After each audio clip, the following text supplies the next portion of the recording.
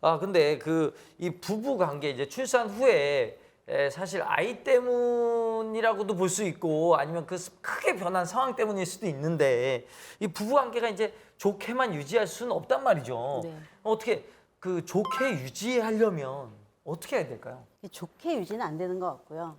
상대에 대한 지속적인 미움을 갖지 않는 거. 왜냐면은 이제 싸울 때는 항상 내가 100% 옳은 느낌이거든요. 맞아. 근데 이제 그때 가장 격하게 싸울 때는 정말 100% 내가 옳은 것 같은데 시간이 지나면 좀 아니거든요. 이제 싸울 때는 뭐 맹렬히 싸워도 그러니까 상대만 잘못했다 이런 생각은 이제 한번 접어주시는 거. 이제 이런 게 필요하고요. 그리고 이제 분명히 좋은 점이 있어서 결혼했거든요. 근데 그게 뒤집어지면 다시 나쁜 점이 돼요. 어떻습니까? 그 결혼 전에 좋았던 모습인데 결혼 후에는 이거 좀 불편한데? 라고 된 게 있나요?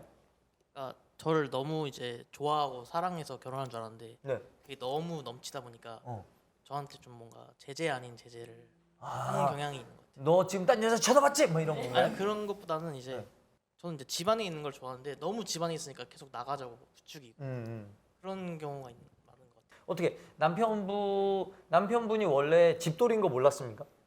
원래 집돌이인 거를 알아가지고 그래서 저는 이제 그 내향적인 부분이 좀 단점이 될 거라고 생각을 했는데 그게 장점은 아니었군요. 일단 아. 단점이었군요. 그 처음에 이제 연애할 때는 단점이라고 생각했는데 결혼하고 나니까 이제 오히려 좀 가정적으로 계속 친구들 잘 안 만나고 집에만 들어오는구나. 집에 있는 게 오. 어떻게 보면 장점이 된 것 같아서 오. 저는 오히려 단점이 약간 장점으로 거꾸로 바뀐 됐군요. 경우인 것 같아요, 남편이. 근데 지금 남편분은 네. 그래도 아내가 좀 나가자는 요구를 내가 원하는 것보다 많이 한다고 느끼시는 것 같은데. 네, 좀 그렇다고 생각을 하는 것 같은데 저는 되게 많이 줄인 건데 근데 이런 거죠. 상대만 잘못했다고 생각하지 않는 거. 어. 내가 좀 더 양보한다 할 때 좀 균형이 맞더라고요. 그러면 그렇게 또 타협점 찾아가시면 될 것 같고. 어떻게 두 분은 저희도 비슷한 것 같은데 저희는 그냥 밖에 나가고 안 나가고를 떠나서 저는 친구들이랑 노는 거 되게 좋아하거든요. 그래서 되게 친구도 많고 저는 오히려 그게 약간 단점이었거든요. 연애할 때는 왜 맨날 나도 좀 친구랑 놀고 싶대 오늘은 하루 안 만나고 싶은데 막 이랬는데 오히려 결혼을 하고 나서는 너무 좋은 것 같아요. 이게 뭔가 결혼도 하고 아기도 갖고 이러다 보니까 둘이 있는 시간이 되게 소중해지고 이게 남편이 저는 반대로 좀 장점이 되더라고요. 그래서 이게 시기에 따라서 그 사람의 단점도 뭔가 장점으로 변하고 이래서 계속 변하고 있는 것 같아요. 근데 이제 상대방의 장점과 단점이 사실 결혼하면서 더 갈등의 씨앗이 되기도 하고 말씀하신 것처럼 이게 상대에 대한 어떤 나를 보완해주는 점들이 문제를 이제 넘어가게 해주는 원동력이 될 수 있을 것 같아요. 그렇군요. 어떻게 건강한 부부가 되려는 노력을 뭐지 약간 착착착 깔끔하게 좀 정리를 좀 해주셔야 될 것 같아요. 우리가 소통을 잘 해서 서로 이해할 거야 라든지 배려할 거야 이런 거는 이제 사실 교과서에 나오는 얘기고요. 아까 말씀드린 것처럼 너무 화가 나서 상대가 나쁘다고 생각을 들 수는 있는데 항상 그러니까 좀 상대적인 부분이 있다 하는 거를 기억하시고요. 상대도 분명히 장점이 있다. 이게 좋다 싫다를 서로 좀 기분 안 상하게 말하는 방법들을 좀 개발하셔야 돼요. 왜냐하면 한쪽에서 일방적으로 참으면 어느 순간 빵 터지거든요. 그리고 뭐 대화하면서도 뭐 주의해야 될 것들이 있지 않을까요? 일단 다 알고 계실 거예요. 상대방 약점이 있습니다. 이게 건드리면 이게 내가 볼 땐 별거 아닌데 이렇게 팍 터지는 지점이 있거든요. 내가 볼 땐 별거 아닌데. 그리고 특히 상대 가족에 대한 얘기. 근데 이런 거는 정말 조심하셔야 돼요. 아무리 화가 나도 뭐 많이들 하시더라고요. 화가 나면. 그다음에 이제 대화에 정말 중요한 게 있어요. 구체적으로 요청을 하셔야 돼요. 그러니까 당신 뭐라고 부르는지 모르겠는데 자기가 나한테 좀 더 다정했으면 좋겠어 라고 하면 그 말을 듣는 사람은 뭔지 몰라요. 그러니까 집에 올 때 뭐 일주일에 한 번은 꽃다발을 좀 사다 줬으면 좋겠어. 근데 이렇게 말하지 않아도 알아차리는 게 사랑이라고 생각할 때 절대 그렇지 않아요. 이제 말하지 않은데 알아차리는 건 부모밖에 없어요. 그건 왜냐하면 그때를 내가 키웠기 때문에. 뭐 내가 요즘 몸이 안 좋아. 뭐 이렇게 얘기하면 남편한테 뭘 해달라는 얘기일까요? 나 요즘 너무 힘들어 몸이. 집안일이라도 좀 더 해달라거나 예. 기분이 전환될 만한 이벤트를 벌려줘. 이벤트를 해주거나 꽃다발을 사오거나. 내 기분을 변할 만한 이런 이벤트를 해줘라고 얘기를 하진 않죠. 네, 그러지는 않아요. 예. 그럼 본인이 생각하는 이벤트는 어떤 거예요? 저는 그냥 맛있는 거 사오거나 아니면은 어디 이제 데리고 놀러 간다거나 그런. 아, 남자들이 제일 힘들어하는 게 맛있는 거 사갖고 오라는 거래요. 그냥 뭘 뭐가 사갖고- 맛있지? 저도 그게 너무 힘들어요. 그냥 얘기했으면 좋겠는데. 아, 그거를 알아달라는 거거든요. 그래서 그런 식의 대화는 좋지 않다는 거예요. 내가 뭘 원하는지 구체적으로만 집안일 좀 도와줘 이것도 안 돼요. 왜냐면은 남편은 나름 뭐 청소를 했는데 음식물 쓰레기를 안 버렸다고 내가 화낼 수 있거든요. 그러니까는 뭐 그래서 매우 구체적으로 저는 오늘 너무 피곤하니까 올 때 치즈케이크를 좀 한 조각만 사다 줘. 뭐라든지 내가 자고 있으면 깨우지 말아줘 오늘은. 예, 그래야지 받을 수 있거든요. 그래서 제가 부부 상담을 하면서 남편분들이 아내의 말을 해석하는데 너무 어려움이 크더라고요. 번역이 안 된다고. 맞아요. 그다음에 이제 정말 노력했는데 안 바뀌어. 그럼 과감하게 내려놓으셔야 됩니다. 그리고 이제 부부간에 자꾸 규칙을 만들어 가셔야 돼요. 이걸 애가 생기면 막 하고 싶은 얘기 다 하고 이거 안 되거든요. 이렇게 우리 얘기 좀 해 하고 이제 자거든요. 그러니까 이럴 때는 우리 이렇게 하자 하는 식으로 간단하게. 근데 뭐 좋은 것 좀 사와, 뭐 맛있는 거 사와 이렇게 하지 말고 뭐뭐뭐 사다 줘. 아니면은 뭐 오늘은 뭐뭐 못 하겠어. 뭐라든지. 근데 이렇게 안 하면 이제 원하는 환경을 만들 수도 없고 사이가 너무 나빠진다는 거죠. 그래서 이런 규칙들을 잘 만들어 놓으면 서로 나쁜 사람이 아니거든요. 좋아. 그렇습니다. 이런 것들을 좀 지켜가면서 하면은 우리가 부부 관계를 잘 유지할 수 있다. 이런 팁을 주셨고요. 그럼 이제 두 분은 이제 뱃속에 아이가 자라나고 있으니까 요거 이제 태어나면은 어떻게 키울 건지 생각을 해보셨을 거란 말이에요. 근데 양육의 기준을 이렇게 딱 세워놓고 요렇게 키워야겠다 이런 게 있을 수 있는데 그런 거 있으세요?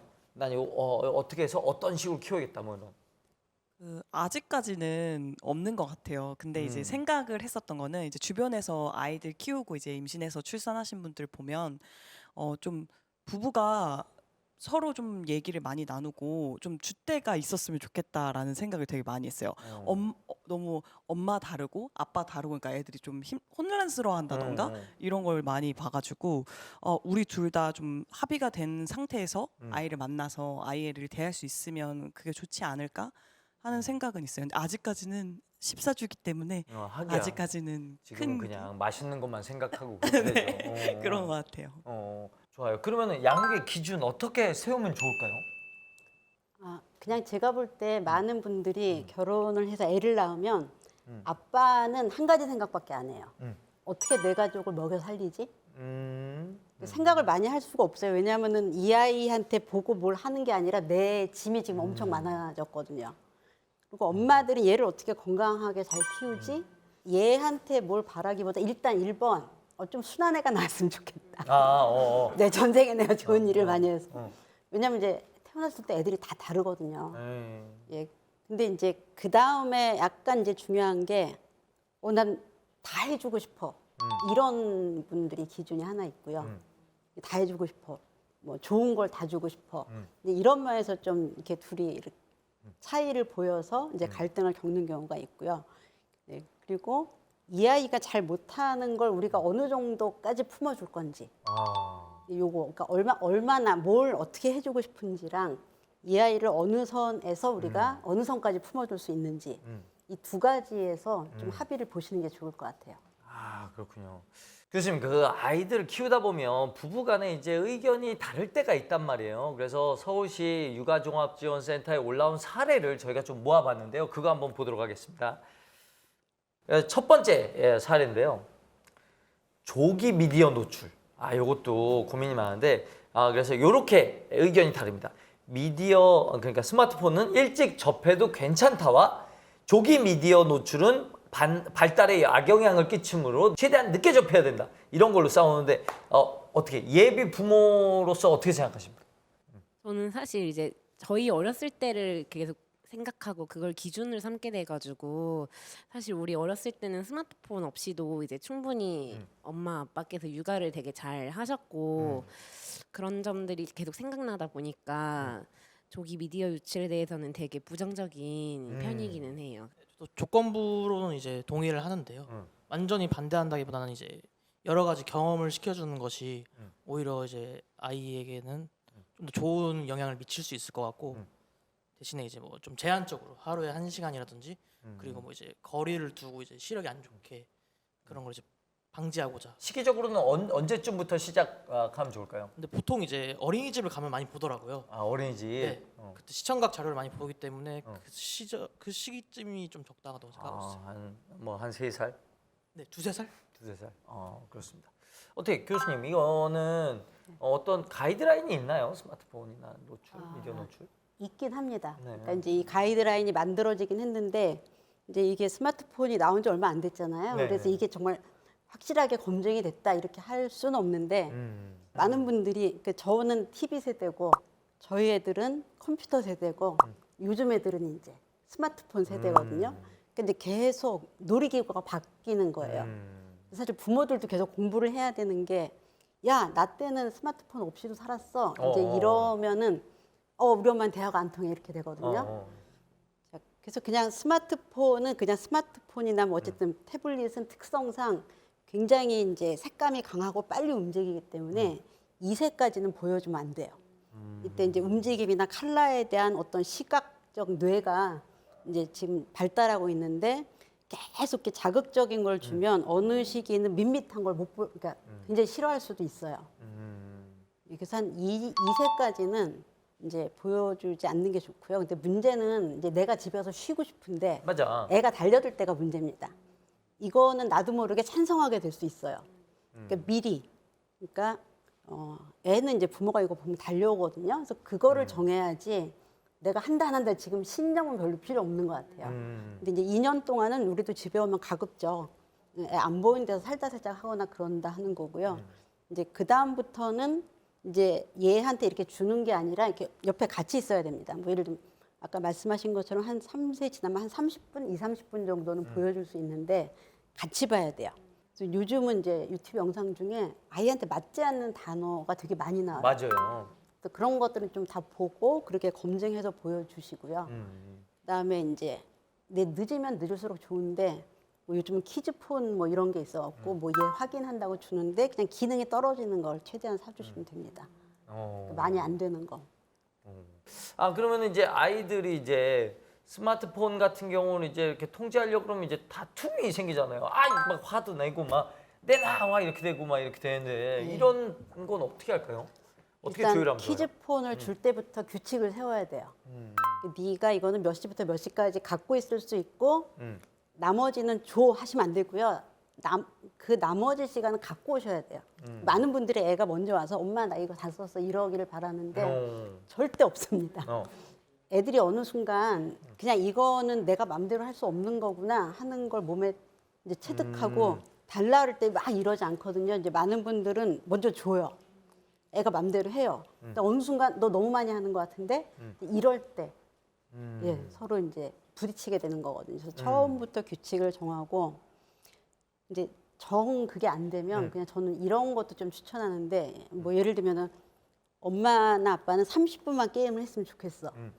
근데 왜 사람이 뭐 조금만 더 할게 막 더 시켜주고 이러면 또 때를 쓰거든요. 그러니까 30분만 해. 그래서 30분 딱 끝났을 때 네가 때 쓰지 않고 그만하면 내일은 10분 더 하게 해줄게. 그래서 이렇게 계속 얘는 상을 받기 위해서 그거를 잘 끊는 거죠. 그래서 제일 중요한 건 그만할 때 끊는 능력이거든요. 뭐 몇 시간을 하는 게 아니라. 자 이제 두 번째 사례인데요. 이거 부부 싸움. 저 이거 굉장히 중요하게 생각하는데 싸움도 일상에서 일어난 일 중에 하나니 굳이 숨길 필요 없다라는 측과 아이 앞에서 싸우는 건 되도록 노출 안 시키는 것이 좋다. 이런 건데 어떻게 생각하십니까? 부부싸움 보여줘야 될까요? 안 보여줘야 될까요? 저희도 이 부분에 대해서 얘기를 해본 적이 있었어요. 네. 근데 저희가 싸우는 건 아이에게 숙제가 아니라고 생각을 해서 최대한 숨겨야 된다고 생각을 했었는데 아까 이제 일부에서 교수님께서 말씀하신 거 보고 온도 차이를 뜨뜻미지근하게 유지하기 위해서는 어느 정도 우리가 싸우게 되더라도 화해하는 모습을 보여야겠구나라고 오늘 이제 경험 생각을 하게 되었어요. 아, 오늘 배웠군요. 네, 감사합니다. 그렇습니다. 그러면 뭐 두 분은 어떻게 생각하세요? 제가 어렸을 때 기억이 나는 게 엄마 아빠가 싸우고 계시다가 갑자기 저희가 들어오니까 조용히 하고 막 이렇게 들어가시는 거예요. 근데 그게 더 불편했어요. 맞아. 그게 너무 불편했어요. 근데 나중에 이제 조금 더 크니까 두 분이 싸우시는 내용도 알게 되고 그게 저한테는 되게 오히려 편안하고 어느 정도 나이가 드니까 뭐 언니랑 저랑 되게 중재도 하게 되고 그러더라고요. 왜냐면 이게 객관적으로 볼 수 있는 나이가 되다 보니까 그래서 너무 부자연스럽게 싸우다가 갑자기 조용히 막 이러면서 가는 거는 좀 더 아이가 더 불안할 것 같다는 생각이 좀 들긴 하는 것 같아요. 어떻습니까? 이게 만약에 아이가 있으면은 부부 싸움을 하고 싶으면 앞에서 할까요? 아니면 몰래 가서 할까요? 애들이 어떻게 느끼는지가 사실 중요한데요. 네. 부모가 싸우는 거를 애들은 데시벨의 영향을 많이 받습니다. 목소리가 커지면 뭔가 화가 났다고 생각해요. 근데 이제 많은 분들이 일단 이렇게 그냥 투닥투닥 하는 것도 싸움이라고 생각하시는데 애들은 그냥 대부분 엄마가 잔소리했어 이 정도로 이해하기 때문에 근데 이렇게 막 데시벨이 높아지고 물건이 날아가지 않으면 애들은 크게 신경 쓰지 않습니다. 아하. 그다음에 지금 말씀하셨던 것처럼 실제 감정과 보여주고 싶은 감정의 차이가 커지면 아이들이 불안해해요. 예, 뭐 사실 사이 안 좋은데 많은 분들이 우리는 애들 앞에서 안 싸워요. 사이는 안 좋지만 다 알아요. 그래서 오히려 그럴 때 훨씬 더 불안하게 느끼거든요. 맞아요. 애들은 눈치가 또 엄청 빠르니까요.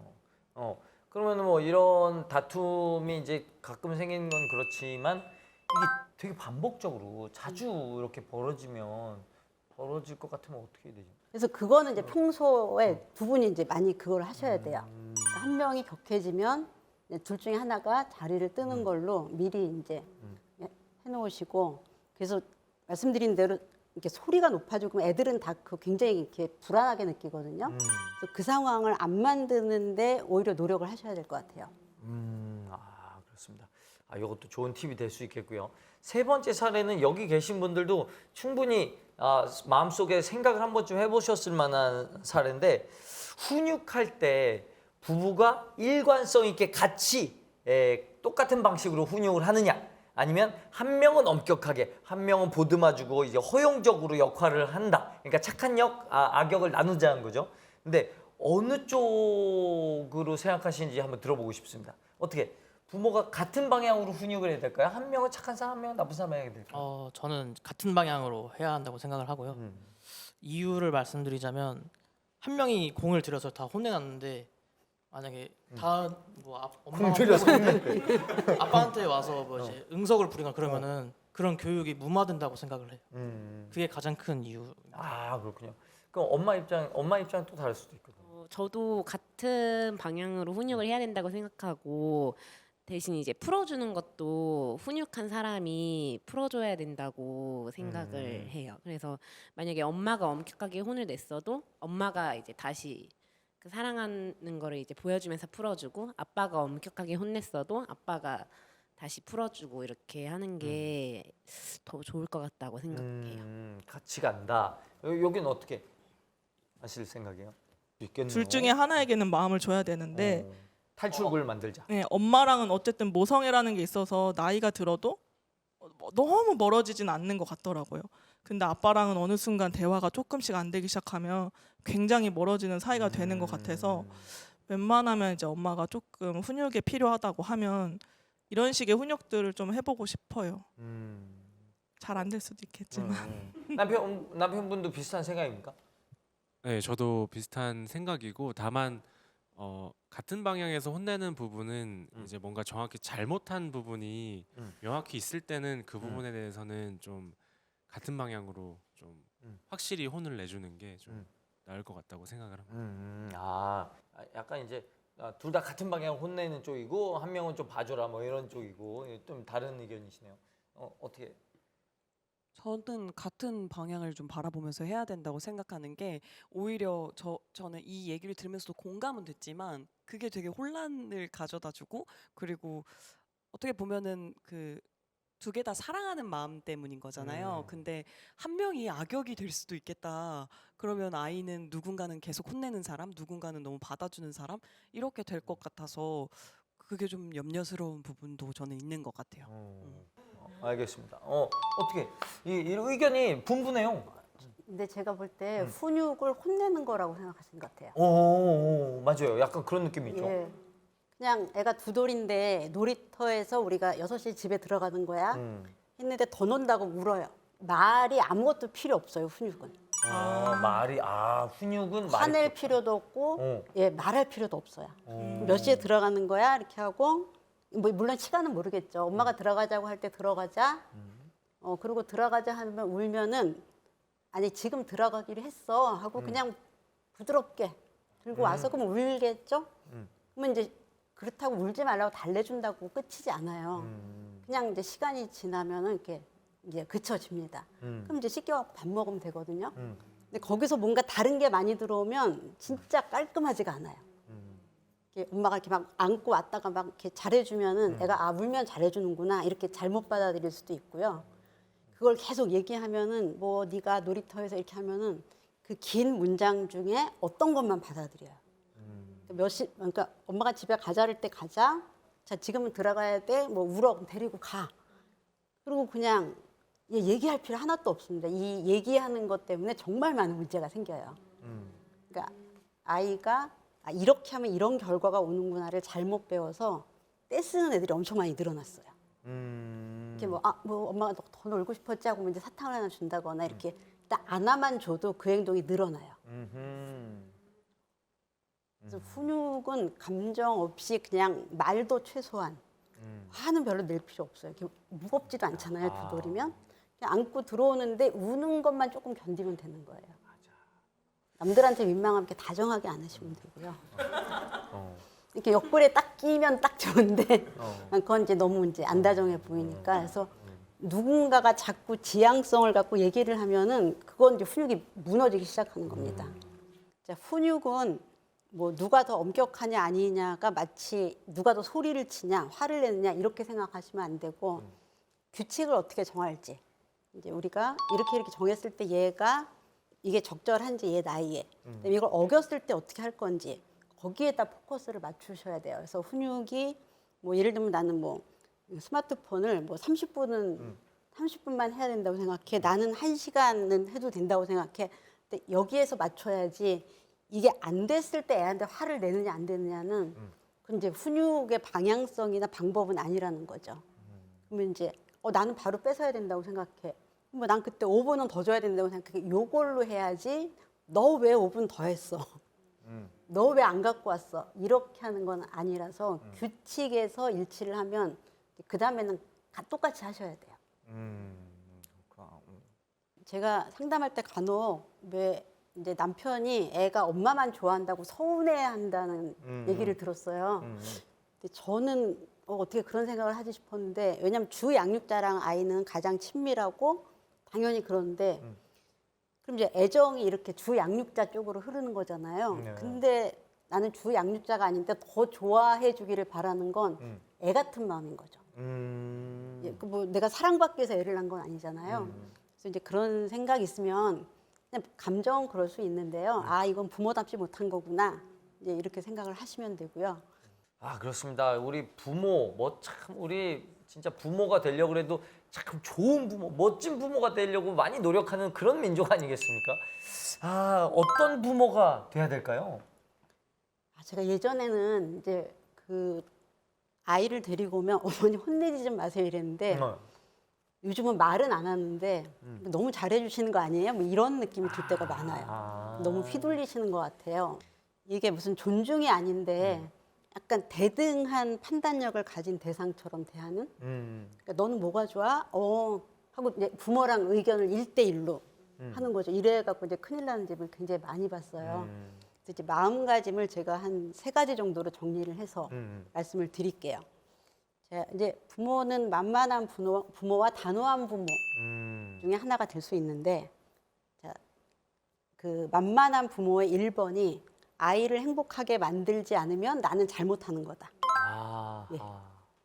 아이가 계속 즐겁고 해피하고 기분이 좋아야 된다. 이럴수록 이제 만만합니다. 그럼 이제 아이가 자기 기분을 무기로 쓸 수 있어요. 이제 단호한 부모는 너를 성장시키는 게 내 역할이야. 기준도 얘를 내가 지금 성장시키는 방향으로 가고 있나? 이래야지 단호한 부모가 될 수 있거든요. 그 태블릿도 많이 보여주면은 애는 기뻐해요. 안 보여주면 웁니다. 근데 너의 발달을 위해서 우리가 이만큼 정했고 너는 따라야 돼. 이제 이럴 때 단호한 부모가 되는 거고요. 그다음에 이제 가족들이 다 감정이 있을 거 아니에요. 근데 아이 감정을 항상 1번으로 하면 만만한 부모입니다. 이렇게 지금 이렇게 예를 들면 뭘 이렇게 외식을 할 때 뭐 먹고 싶어 하고 이제 애가 하나면 다 정하거든요. 근데 이 아이는 양보를 머리로밖에 못 배워요. 이제 많은 분들이 이제 양보를 많이 가르쳤다고 하는데 사실 머리로 배워서는 할 수 없잖아요. 그러니까 외식을 할 때도 한 번은, 그러니까 2번 애가 정해도 한 번 정도는. 그래서 아이의 감정을 우선시하지 않는다. 그리고 내 감정도 중요하다. 엄마 좀 피곤하니까 혼자 놀아? 이렇게 말할 수 있어야 되죠. 아이의 감정만 존중하면 아이도 자기 감정만 존중합니다. 예, 그러면 이제 만만한 부모가 되는 거고요. 그다음에 아이들을 자유롭게 해줘야 된다는 분들이 요즘 많아졌어요. 네, 자유롭게 해줘야지 애가 창의적이고 뭐 자존감이 높다 그러는데 불안이나 실패나 통제를 안 겪은 아이들은 미성숙합니다. 자유롭지 않고요. 그냥 통제를 안 해도 되니까 편한 거죠. 근데 여기서는 뛰면 안 돼. 근데 이렇게 막 뛰어요. 이제 표정은 좋겠죠. 마음대로 하니까. 근데 이제 막 뛰는데 보니까 다른 애들은 다 줄 서 있거든요. 그래서 자기 통제를 잘 할수록 아이들은 자존감도 높아지고 네, 훨씬 더 성장을 잘 하거든요. 그래서 요즘 제가 좀 심각하게 보는 현상 중에 하나가 언어가 늦는데 내버려 두는 분이 굉장히 많더라고요. 기다린다고.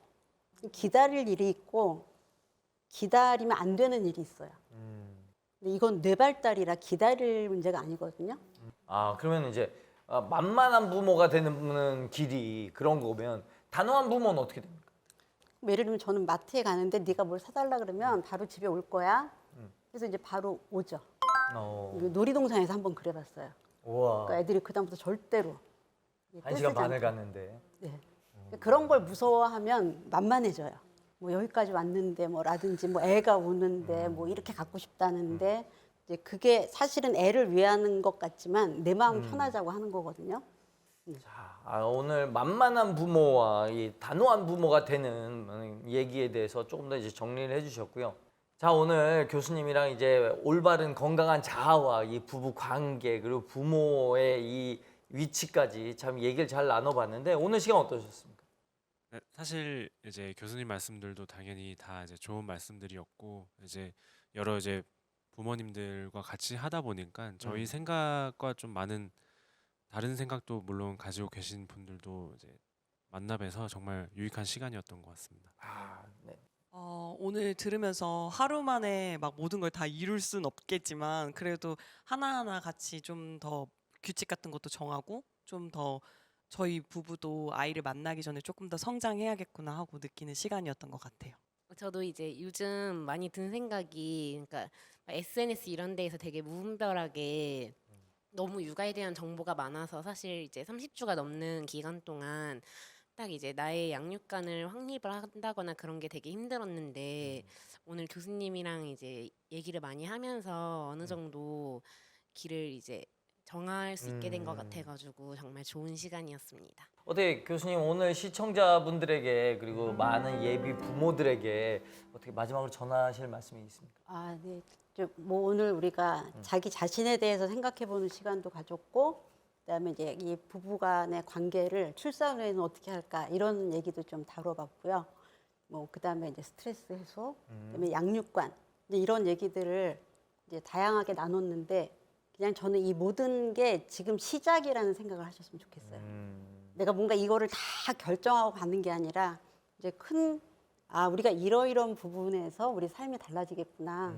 내가 내 자신에 대해서 어떻게 느낄지, 그다음에 남편하고 관계가 어떻게 바뀔지, 애를 키우면서 그전 출산 전에 가졌던 생각이 어떻게 바뀔 수 있는지를 이제 얘기를 했는데 이거는 지금 이제 성장의 첫걸음이죠.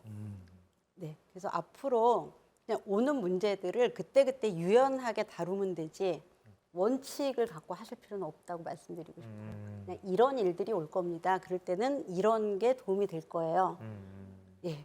그래서 요 정도 마음으로 편안하게 아이도 기다리시고요. 또 편안하게 돌보시면 좋을 것 같습니다. 아, 좋습니다. 역시 약간 부모가 편한 마음으로 아이를 대해야 그 아이도 참 편안한 환경이라고 느낄 테죠. 자, 오늘 교수님 얘기 들어보니까 교수님이 정말 대한민국 육아 1타 강사라는 게 다시 한번 느껴지는 시간이었습니다. 여러분 오늘 큰 도움 되셨길 바라겠고요. 오늘 귀한 말씀해 주신 조선미 교수님 감사드리고요. 감사합니다. 그리고 오늘 나와주신 여러분들 감사합니다.